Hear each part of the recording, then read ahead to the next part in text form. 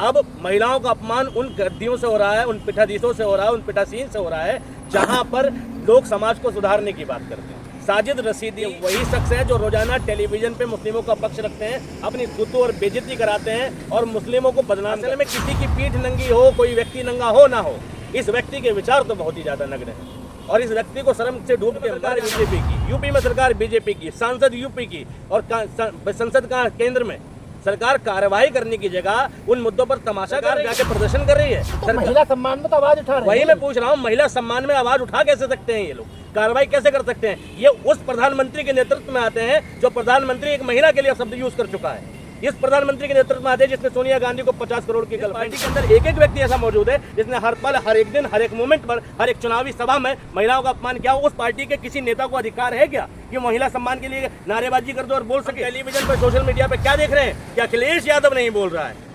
अखिलेश यादव प्रधानमंत्री है, वो तो राजनीति के चक्कर में अंधे हो गए ना। क्यों अंधा हो गया? अखिलेश यादव प्रधानमंत्री है या अखिलेश यादव भी मुख्य आज तक रमेश बिधूड़ी के खिलाफ मुकदमा नहीं लिखा सकी। ये सरकार आज तक हाथरस कांड पर इंसाफ नहीं दिला सकी। ये सरकार आज तक भैया मणिपुर की महिलाओं के जो जिनको नग्न दौड़ा गया उनको इंसाफ नहीं दिला सकी। संगठन अगर महिलाओं के सम्मान में खड़ा है तो ये बताओ, अनिरुद्धाचार्य की गर्दन काटने और जुबान काटने के ऊपर कोई इनाम रखा है क्या उसने? या अनिरुद्धाचार्य के खिलाफ ऐसी बात कही है? भाई साजिद रशीदी के लिए तुमने इनाम रख दिया, अनिरुद्धाचार्य के लिए कौन रखेगा इनाम? नरेंद्र मोदी जी के लिए इनाम कौन रखेगा? योगेंद्र राणा के लिए कौन इनाम रखेगा? योगी आदित्यनाथ के लिए कौन इनाम रखेगा? रशीदी ने गलत बोला, तमाम लोग उसको गलत बोल रहे हैं। मैं खुद मुसलमान हूँ, टंकी की चोट पे कहता हूँ साजिद रशीदी को जेल होनी चाहिए और इतनी लाठी पड़नी चाहिए कि इसका दिमाग और होश ठिकाने आ जाए। लेकिन अनिरुद्धाचार्य ब्राह्मण समाज से आज तक एक ब्राह्मण की वीडियो दिखा देना जो कहते तुम्हारे बाबा ने गलत किया, जो अपने बाबा के खिलाफ ऐसी बात बोल सके। जैसे हमारा ये जो बातें कहता है उन बातों को अगर मौलाना रशीदी मान लेते तो भाई आज उनके मुंह से बात ही नहीं निकलती। इस्लाम तो तुम्हारे मुंह से गलत शब्द निकलने पर प्रतिबंध लगाता है और तुमने कैसे नग्न शब्द का यूज कर दिया। मौलाना रशीदी को या तो इस्लाम नहीं पता और इस्लाम पता तो उन्होंने वही वाला इस्लाम पढ़ लिया जो जिहादी पढ़ते हैं, आतंकवादी पढ़ते हैं। हमारे साथ में सोशल एक्टिविस्ट अमीरुल हसन जी हैं। सर आपका स्वागत है। धन्यवाद आपका। कैसे देख रहे हैं, इकरा हसन का अपमान हुआ लेकिन उसके कुछ ही दिन बाद आप डिम्पल यादव मस्जिद जाती हैं और आरोप ये लगाया जाता है कि वो मस्जिद में जो मुस्लिमों का रीति रिवाज है उससे नहीं गई, तो कैसे देख रहे हैं?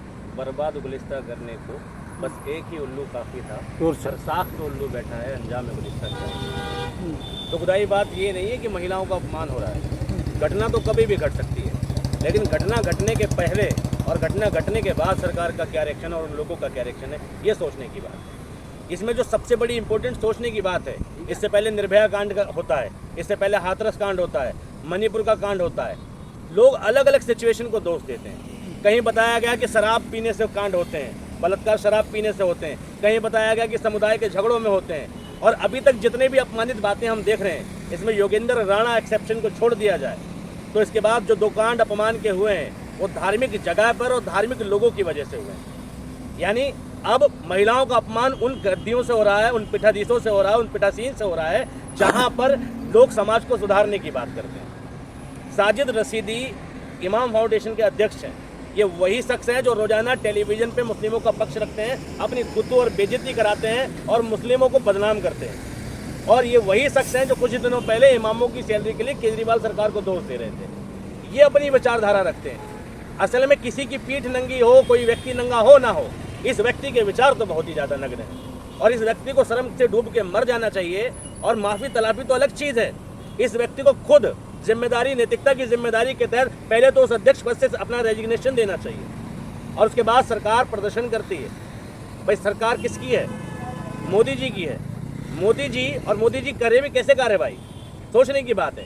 भाई केंद्र में सरकार बीजेपी की, यूपी में सरकार बीजेपी की, सांसद यूपी की और संसद का केंद्र में सरकार कार्रवाई करने की जगह उन मुद्दों पर तमाशा कर रही है, सरकार जाके प्रदर्शन कर रही है। तो महिला सम्मान में तो आवाज उठा रही है। वही मैं पूछ रहा हूँ, महिला सम्मान में आवाज उठा कैसे सकते हैं ये लोग, कार्रवाई कैसे कर सकते हैं? ये उस प्रधानमंत्री के नेतृत्व में आते हैं जो प्रधानमंत्री एक महिला के लिए शब्द यूज कर चुका है। इस प्रधानमंत्री के नेतृत्व में आते हैं जिसने सोनिया गांधी को 50 करोड़ की गर्लफ्रेंड कहा।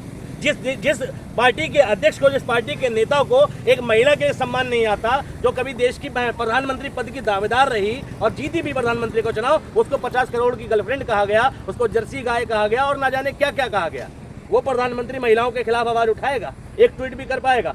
उसी पार्टी के नेता रमेश भिदोड़ी जो प्रियंका गांधी के गालों पर विवाद करते हैं, कहते हैं सड़कें गालों जैसी बना देगा, जिस पार्टी के अंदर एक एक व्यक्ति ऐसा मौजूद है जिसने हर पल, हर एक दिन, हर एक मोमेंट पर, हर एक चुनावी सभा में महिलाओं का अपमान किया। उस पार्टी के किसी नेता को अधिकार है क्या कि महिला सम्मान के लिए नारेबाजी कर दो और बोल सके?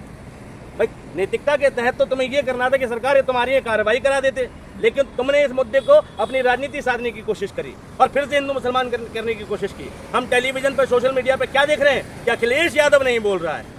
अखिलेश यादव प्रधानमंत्री है, वो तो राजनीति के चक्कर में अंधे हो गए ना। क्यों अंधा हो गया? अखिलेश यादव प्रधानमंत्री है या अखिलेश यादव भी मुख्यमंत्री है? अखिलेश यादव सांसद है और उसके पास भाई FIR कराने की जिम्मेदारी है। वो FIR कराएगा, कार्रवाई कराएगा, रसीदी से बात करेगा। लेकिन सरकार की नैतिक जिम्मेदारी क्या है? सरकार ने अपनी नैतिक जिम्मेदारी निभाई। ये सरकार आज तक रमेश भिदोड़ी के खिलाफ मुकदमा नहीं लिखा सकी। ये सरकार आज तक हाथरस कांड पर इंसाफ नहीं दिला सकी। ये सरकार आज तक भैया मणिपुर की महिलाओं के जो इनको नग्न दौड़ा गया उनको इंसाफ नहीं दिला सकी। ये सरकार मोदी जी के ऊपर एक माफीनामा नहीं दर्ज करवा सकी। मोदी जी एक बार माफी नहीं मांगते कि महिला को लेकर ऐसी बात कही। ये सरकार योगी आदित्यनाथ यूपी वाले, जिन्हें प्रियंका गांधी के लिए कहा था कि उत्तर प्रदेश में झाड़ू लगाने लायक नहीं है, ऐसे ऐसे अपमानित शब्द बोलने वाली सरकार और ऐसे ऐसे अपमानित शब्द बोलने वाले नेता महिला सम्मान की बात करेंगे? ये वजूद भी रखते हैं महिला सम्मान पर बात करने की। लेकिन अपनी वाइफ के अपमान पर अखिलेश यादव चुप क्यों है? भाई आपको लग रहा है ना चुप है, आपको लग रहा है चुप है। तो उतरी नहीं है। क्या करें? अखिलेश यादव सड़कों पर धरना प्रदर्शन करें? महिलाओं का सम्मान अखिलेश यादव को अपनी वाइफ के समर्थन के लिए सड़कों पर तमाशा करने की जरूरत नहीं है। आपकी वाइफ का भी कोई अपमान करेगा, आप सड़कों पर तमाशा नहीं करोगे। आप उसके खिलाफ जो लीगल कार्रवाई हो सकती है वो करोगे, वही करोगे ना। ये कहोगे जी मेरी बीवी का अपमान हो गया, मेरी बीवी का अपमान हो गया, ऐसे कहोगे? संगठन को तो गुस्सा है, उन्होंने तो 1.5 लाख रुपए जबान काटने पर रख दिए हैं। हिंदू संगठन को गुस्सा नहीं है, हिंदू संगठन सिर्फ तमाशा करना जानता है। अगर 1.5 लाख महिलाओं के सम्मान में लड़ाई कर रहे हैं। मैं बता रहा हूँ, हिंदू संगठन अगर महिलाओं के सम्मान में खड़ा है तो ये बताओ अनिरुद्धाचार्य की गर्दन काटने और जुबान काटने के ऊपर कोई इनाम रखा है क्या उसने? या अनिरुद्धाचार्य के खिलाफ ऐसी बात कही है? भाई साजिद रशीदी के लिए तुमने इनाम रख दिया, अनिरुद्धाचार्य के लिए कौन रखेगा इनाम? नरेंद्र मोदी जी के लिए इनाम कौन रखेगा? योगेंद्र राणा के लिए कौन इनाम रखेगा? योगी आदित्यनाथ के लिए कौन इनाम रखेगा? बात महिला सम्मान की नहीं है। ये कैसा हिंदू संगठन है, ये कैसा संगठन है जो महिलाओं के सम्मान में एक धर्म के व्यक्ति की तो गर्दन काटने की और जुबान काटने की बात करता है, कुटाई की बात करता है, मगर दूसरे व्यक्तियों की कुटाई की बात नहीं करता। चलो देश के प्रधानमंत्री मुख्यमंत्री की छोड़ दो, योगेंद्र राणा के खिलाफ आज तक कोई बात निकली। और एक बात सोचने वाली बात है, उन्होंने तो शादी का प्रपोजल दिया था, हाँ, उसकी बात किया जा रहा है। योगेंद्र राणा ने शादी का प्रपोजल दिया था, आमंत बिल्लाहिल अलीयुल अज़ीम सदका रसूलुम नबीउल करीम, और उसके बाद कह दिया जी कि कबूल है, कबूल है, मैं ये फलाना ये इससे कबूल है। ये प्रपोजल होता है? ये प्रपोजल होता है? ये एक आदमी का दिवालियापन होता है। प्रपोजल कैसे होता है? शादी नहीं करी लोगों ने क्या आज तक, या लोगों को पता नहीं शादी कैसे की जाती है, या वीडियो बना के प्रपोजल दिया जाता है? और एक बात बताओ, योगेंद्र राणा क्यों प्रपोजल देगा एक हसन को? योगेंद्र राणा क्यों प्रपोजल देगा? कोई मांग रहा है उससे प्रपोजल? उसने प्रपोजल आज तक गुर्जर समाज की किसी दूसरी बेटी को दिया है क्या, या किसी और को दे दिया? और किसी ने मांगा था प्रपोजल? और इस तरीके से प्रपोजल मांगना महिला सम्मान के खिलाफ है कि नहीं है? भाई उस पर मुकदमा होना चाहिए, मुकदमा हुआ और उसकी भाई ये जमानत भी हो गई। लेकिन अच्छी बात यह है कि जिस समाज से वो आता उस समाज ने उसके खिलाफ बहुत सारी वीडियो बनाई और उसके खिलाफ कहा। लेकिन अनिरुद्धाचार्य ब्राह्मण समाज से आते हैं, बागेश्वर बाबा ब्राह्मण समाज से आते हैं, साजिद रशीदी ने गलत बोला, तमाम लोग उसको गलत बोल रहे हैं। मैं खुद मुसलमान हूँ, टंकी की चोट पे कहता हूँ साजिद रशीदी को जेल होनी चाहिए और इतनी लाठी पड़नी चाहिए कि इसका दिमाग और होश ठिकाने आ जाए। लेकिन अनिरुद्धाचार्य ब्राह्मण समाज से, आज तक एक ब्राह्मण की वीडियो दिखा देना जो कहते तुम्हारे बाबा ने गलत किया, जो अपने बाबा के खिलाफ ऐसी बात बोल सके जैसी मैं बोल रहा हूँ। लेकिन मौलाना रशीदी भी कहीं ना कहीं इस्लाम के साथ बोल रहे होंगे ना कि भाई बिना पर्दे के मस्जिद में नहीं जा सकते। मौलाना रशीदी के हिसाब से इस्लाम नहीं चलता, इस्लाम के हिसाब से इस्लाम के साथ बोल रहे बिल्कुल नहीं बोल रहे। इस्लाम तो हमारा बहुत कुछ कहता है भाई, इस्लाम तो हमारा बहुत कुछ कहता है। इस्लाम हमारा जो बातें कहता है उन बातों को अगर मौलाना रशीदी मान लेते तो भाई आज उनके मुंह से बात ही नहीं निकलती। इस्लाम तो तुम्हारे मुंह से गलत शब्द निकलने पर प्रतिबंध लगाता है और तुमने कैसे नग्न शब्द का यूज़ कर दिया। भाई मौलाना रशीदी को या तो इस्लाम नहीं पता, और इस्लाम पता है तो उन्होंने वही वाला इस्लाम पढ़ लिया जो जिहादी पढ़ते हैं, आतंकवादी पढ़ते हैं। मौलाना रशीदी को अगर थोड़ा भी इस्लाम के बारे में पता होता तो उन्हें पता होता कि इस्लाम में ज़ुबान का इस्तेमाल किस तरीके से किया जाता है। लेकिन अब तो आरोप ये लगाया जा रहा है कि जिस तरीके से राजनीति हो रही है तो कहीं ना कहीं उसे हिंदू मुस्लिम में बांटने की कोशिश की जा रही है। आपको ऐसा लगता है? बिल्कुल डेफिनेटली बांटने की कोशिश है। और बांटेगा कौन? बीजेपी के सहयोगी दल या बीजेपी संसद में प्रदर्शन कर रही है। भाई उत्तर से लेकर दक्षिण तक सरकार तुम्हारी, पूर्व से लेकर पश्चिम तक सरकार तुम्हारी, निगम पार्षद, विधायक, सांसद सब तुम्हारे, पुलिस प्रशासन तुम्हारा, और तुम कह रहे हो महिलाओं के सम्मान में हम खड़े हैं मैदान में। क्यों? तुम्हारे हाथ में पुलिस नहीं है, तुम कार्रवाई नहीं करा सकते? देश के प्रधानमंत्री को विदेशों में घूमने की फुर्सत है, लेकिन इन मुद्दों पर बात नहीं की जाती। एक कॉमेडियन कुछ कह दे तो उसको सीरियसली लेते हैं और सारे देश को मजाक बना कर डाल दिया। देश के प्रधानमंत्री के कानों पर जून ही रिंगती। बार बार टारगेट मोदी जी है। मोदी जी टारगेट, मैं कह रहा हूँ ऐसे प्रधानमंत्री को तो तुरंत इस्तीफा दे देना चाहिए, जिसको देश के मुद्दों पर बात करनी नहीं आती हो, जो देश के मुद्दों से बात करने से भागता हो। किसकी जिम्मेदारी है? देश लावारिस देश है क्या?